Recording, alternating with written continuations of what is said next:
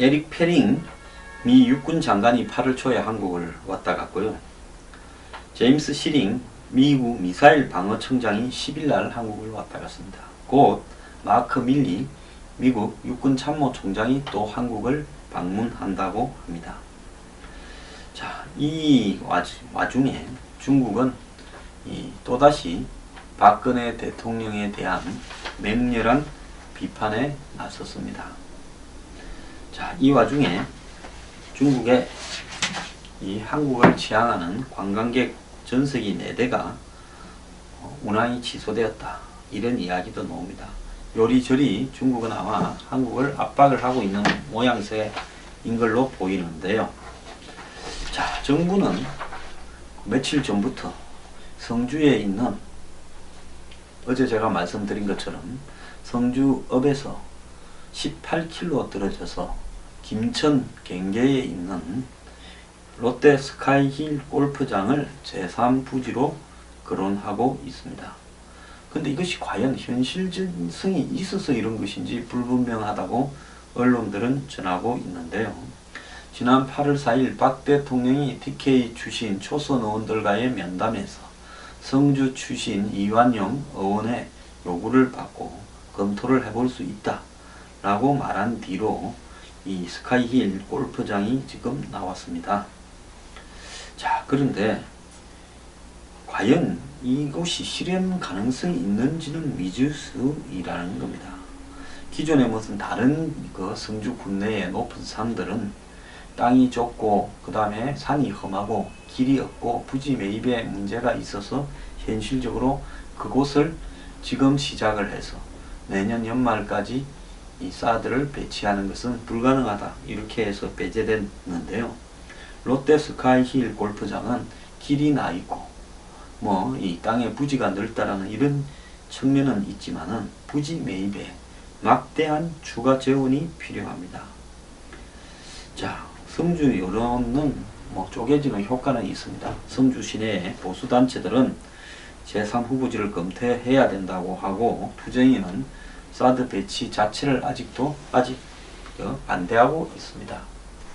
자, 이제 이렇게 되니까 김천시가 김천에 인접한 성주 군내로 혹시 옮겨올까봐 어제 긴급 확대 간부 회의를 소집했답니다.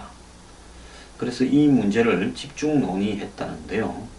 성주 CC 골프장과 가장 가까운 김천 지역은 직선거리 1.5km에 김천시 남면 월명리로 207세대 406명이 살고 있답니다. 이어 사드 레이더 전자파 위험 반경으로 알려진 이 기사는 잘못되었습니다. 5.5km 안에 농소면, 소공리, 연평리, 봉공리, 부상리 등이 포함되어 있으며 주민 1678명이 살고 있다는 겁니다. 7km 안에는 13,000명이 살고 있어서 김천 혁신도시가 향후 거센 반발이 예상이 되고 있다고 합니다. 실제 김천시의 이 성주 인근 주민들은 최근에 사드 배치 반대 현수막을 내거는 등 집단 행동에 들어갔다는데요. 별다른 대응을 자제하던 김천시가 휴일임에도 긴급 확대 간부 회의를 소집하자, 이것은 롯데 스카이힐 CC 골프장이 결국 사드 배치 장소로 굳어진 것이 아닌가 하는 의심에서 나온 걸로 보입니다. 김천시장은 현재 성산포대 이외에 제3장소가 여러 곳이 거론되고 있지만은 이 정부의 공식 발표는 없는 상황이라고 달래고 있는데요. 자, 어디로 옮긴들 어떤 문제가 왜 안 생기겠습니까? 문제가 생기게 되어 있습니다. 자, 이 부분을 이런 식으로 무마가 할 수 있다고 보십니까? 저는 사드 배치 성산포대에 하면 하고요, 아니면 말아버려야 된다고 보고 있습니다. 그걸 옮겨서 또 다른 공사에 관한 여러가지 문제, 토지 매입을 한번 봅시다. 골프장 안에 부지면 다른 땅보다 좀 비쌀 겁니다. 자, 롯데가 요즘 조사를 받고 있고 어려우니까요. 또 국가에 기부하겠다, 그런 식으로 처리가 만약에 된다면 그것 또한 난리 나면서 더 큰 후유증을 불러일으킬 겁니다.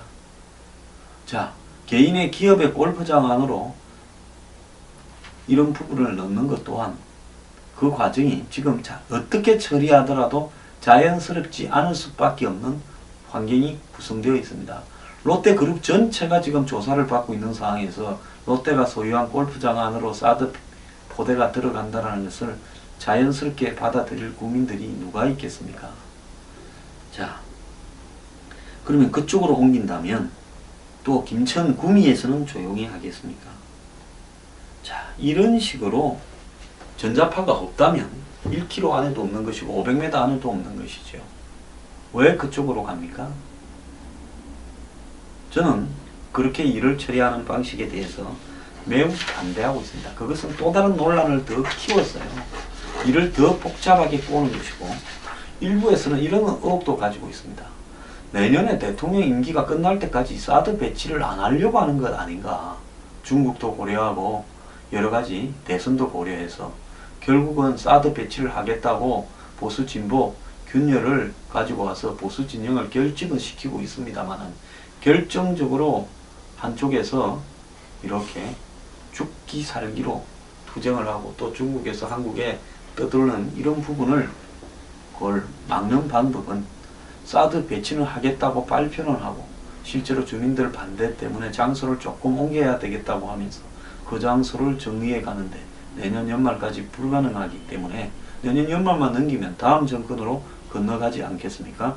그러면 박근혜 대통령은 결국 사드 배치를 하려고 했다라는 명분은 없고 또 중국이나 국내에 반대하는 사람, 성주 국민들한테는 자, 내가 그래도 완전히 끝장을 내고 간 건 아니다라고 하는 부분이 있을 수 있죠.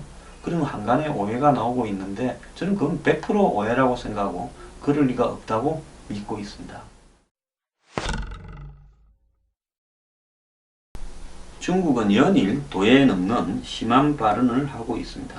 중국 절강대학 한국연구소 리둔추 교수는 14일 중국 청년보에 기고한 글에서 사드 문제로 한국이 돌아올 길이 없어졌다면서 이런 위기 해결을 위해서는 정권 교체가 필요하다고 이야기를 했습니다. 자, 제가 얼마 전에 텔레비에 나가서 저는 청와대에 높은 데 있던 어떤 한 분과 토론을 했는데 중국이 한국의 정권 교체를 바라기 위해서 사드 문제를 자꾸 힘 조절을 하면서 밀었다가 살짝 낮췄다가 밀었다가 낮췄다가 하면서 내년 대선까지 끌고 갈 것이고 결국 한국에서의 정권 교체를 도모할 것이 됐는데 그분은 그런 이야기, 웃기는 이야기다라고 치부했습니다만은 제 말이 맞는지 그분 말이 맞는지 지켜보면 알 겁니다. 자, 리 교수는 사드 배치가 한국에 다각도로 상처를 주고 정치적 분열을 심화시키고 있으며 집권당과 야당, 정부와 민중이 서로 비방하는 상황에 이르고 있다면서 국회 비준을 거치지 않고 사드를 배치하겠다고 선언한 것은 민주주의 국가의 뿌리를 흔들 수 있다라고 몰아세웠습니다. 뭐 공산주의 국가가 민주주의 국가의 뿌리를 언론합니까? 자, 특히 그는 한국 언론을 인용해 박근혜 정부 출범 이후 국가정보원 대선 개입 후 세월호 침몰로 메르스 사태 등 수많은 문제가 발생했다면서 현재 한국은 난세라고 극단적인 표현까지 서슴지 않았습니다. 또한 사드 배치에 반대하는 한국 내 인사의 발언을 자세히 소개하면서 내년 한국 대선에서 정권 교체를 희망을 한다고 했습니다.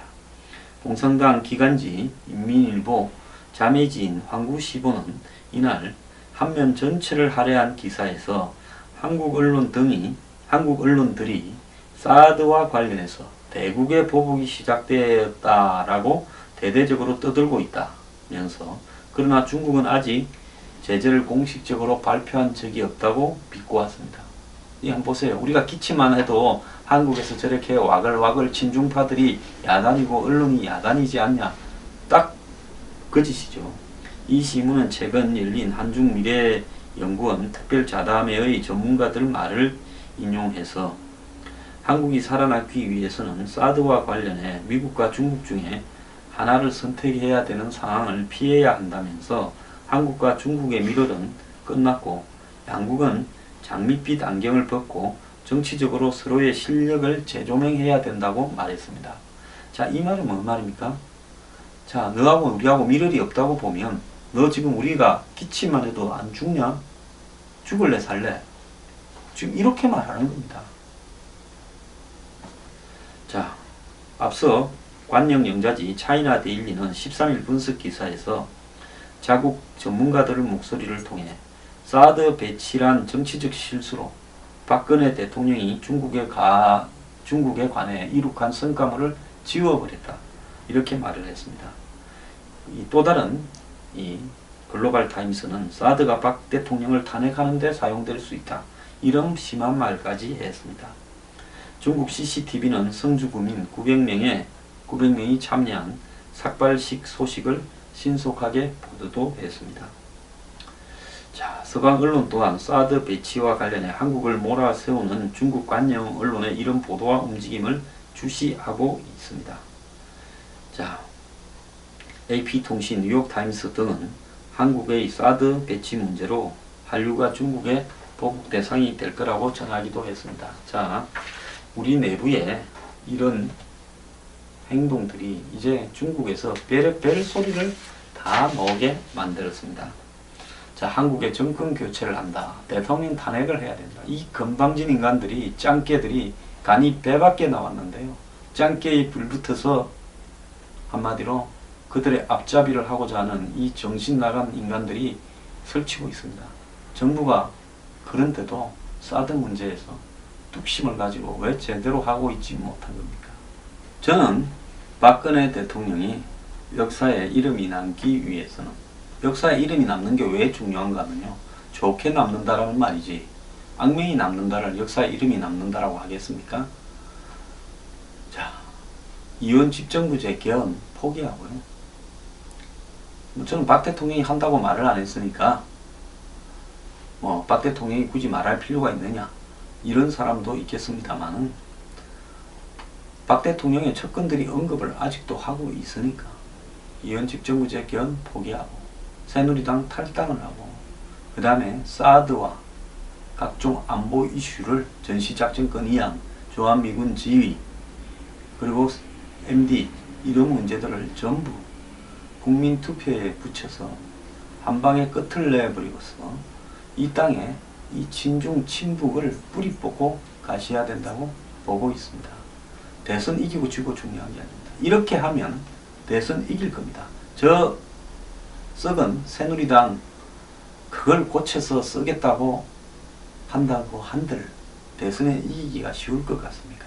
근본적으로요, 정치 지형을 뒤바뀔 수 있는 안보 이슈를 가지고 대통령이 주도해야 된다고 봅니다. 그러려면 지금 정당과 정권 창출과 관계없이 한마디로 이 국가적 책임감 때문에 하는 모습으로 비춰져야 되지 않겠습니까?